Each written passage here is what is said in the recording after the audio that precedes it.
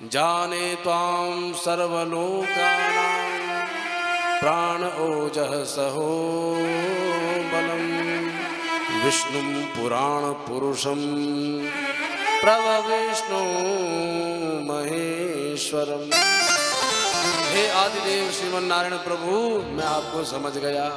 आप ही हमारी इंद्रियों में प्राण बन करके प्रतिष्ठित हो, इसलिए हमारी इंद्रियां कार्य कर रही हैं। और मैंने इस आपसे ही बल पा करके अपने हाथों से आपसे युद्ध किया, मुझे क्षमा करो। आप विष्णु पुराण पुरुषम, पुराण पुरुष श्री नारायण हो, आपको मैं बारंबार प्रणाम करता हूँ। तब भगवान उसके स्तुति से प्रसन्न हो गए, सिर पे हाथ धर दिया।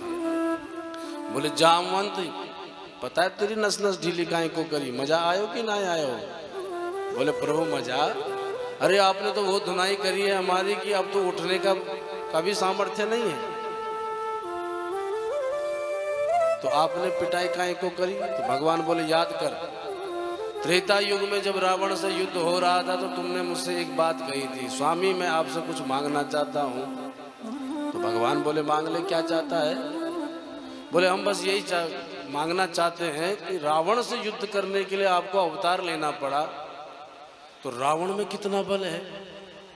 चलो रावण से तो आप लड़ गए, पर अब ये मैं चाहता हूँ कि रावण से लड़ने के लिए आप में कितना बल होगा, तो मैं आपसे भी दो हाथ करना चाहता हूँ, आपसे लड़ना चाहता हूँ। भगवान बोले भैया तुम मुझसे लड़ेगा? सेवक स्वामी ही बैरु कस, सेवक स्वामी में बैर नहीं होता, युद्ध नहीं होता। और अगर हम दोनों लड़ भी गए तो तुझे तो कोई कुछ नहीं कहेगा, पर समाज तो मुझे कहेगा कि राम जी अपने सेवक से क्यों लड़ गए। अरे सेवक तो भालू था, भालू तो भालू ही होता, लड़ गया तो लड़ गया, पर राम जी तो मर्यादित थे, उन्होंने अपने सेवक की पिटाई धुनाई क्यों कर दी?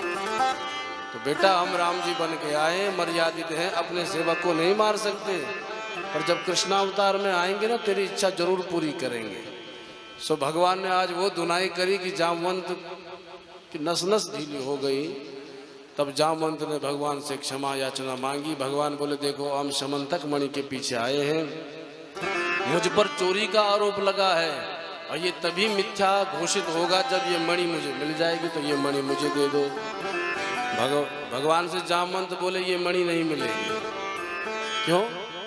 बोले महाराज जब पिता कोई धन अपनी बेटी को दे देता है ना, तो फिर उस धन पर पिता का अधिकार नहीं होता। अब इस पर मेरी बेटी का अधिकार है, और मैं अपनी बेटी का धन तो तुम्हें छीनने नहीं दूंगा।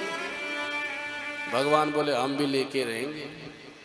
अब हमारा तनातनी चल गई, वो कह रहे हैं कि हम लेने नहीं देंगे, और भगवान कह रहे हैं हम लेके ही जाएंगे। तो जामवंत घबरा गई कि कहीं दोबारा धुनाई ना हो जाए, इसलिए जामवंत हाथ जोड़ के बोले सरकार एक उपाय है। तो भगवान बोले क्या उपाय है तुम्हारे पास?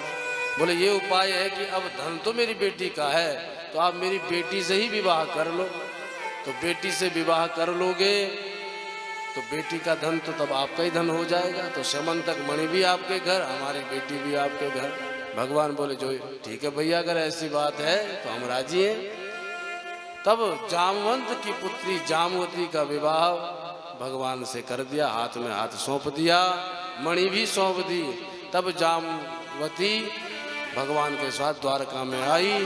द्वारका वासियों ने देखा अरे एक और दुल्हन लेके आए हमारे प्रभु, सो और उत्सव मनने लगा। ऐसे हुआ ये भगवान का दूसरा विवाह। अब गिनते रहो, गिनती खराब नहीं होनी चाहिए। दूसरा विवाह भगवान का जामवती देवी के साथ हुआ। अब तीसरा विवाह कैसे? जब जामवती से विवाह हो गया तो अब द्वारकावासियों को पता चल गया कि भगवान कृष्ण ने चोरी नहीं करी, समाज में भी यह बात फैल गई। तो जब भी सत्राजित कहीं निकलने लगे तो सब उसको गाली देवे, अरे देखो तो देखो इस दुष्ट कहीं के को, इसने द्वारकानाथ पर चोरी का आरोप लगाया। हम तो पहले ही जानते थे हमारा द्वारकानाथ कभी मणि नहीं चुराएंगे, और इसको लाज तक नहीं आई द्वारकानाथ पर चोरी का आरोप मंडन करने पर। सत्राजित ने देखा कि हमको तो बड़ी गालियां पड़ रही हैं, तो अब इस गालियों से कैसे छूटे? तो बोले एक उपाय है। क्या? कि अपनी बेटी इनको सौंप दें तो हम संबंध में इनके ससुर जी बन जाएंगे। तो फिर भगवान के ससुर को गाली देने की किसी की हिम्मत पड़े? नहीं। अब शर्मिंदा भी थे सत्राजित, इसलिए मणि लेकर के और अपनी बेटी लेकर के भगवान द्वारकानाथ के पास आए। बोले हे द्वारकानाथ, अब हमारी बेटी से विवाह करो। भगवान बोले हमसे विवाह कराना चाहते हो? देवी आप करना चाहती हो? तो सत्राजित की बेटी सत्यभामा बोली प्रभु हम आपसे विवाह करना चाहती हैं। तब भगवान ने पानी ग्रहण कियो। ये हो गया भगवान का तीसरा विवाह। भगवान बोले इस मणि की मुझे बिल्कुल आवश्यकता नहीं, ये मणि के कारण ही इतना आरोप मेरे ऊपर लगाया गया। इस मणि को तू रख, पर इससे जो सोना निकलेगा वो मेरे द्वारका में पहुंचा दियो कर। मणि नहीं चाहिए भैया। तब भगवान का हुआ ये तीसरा विवाह। एक दिन भगवान घूमते घामते जमुना पार पहुंच गए दिल्ली में। कहां? इंद्रप्रस्थ, दिल्ली का प्राचीन नाम इंद्रप्रस्थ। पहुंच गए। पांडवों ने देखा कि भगवान आए हैं तो अपार हर्ष की लहर दौड़ गई। कुछ समय भगवान पांडवों के साथ रहे। एक दिन अर्जुन से बोले अर्जुन चलो जंगल में शिकार खेलने चले। तो दोनों मित्र निकल पड़े शिकार खेलने के लिए।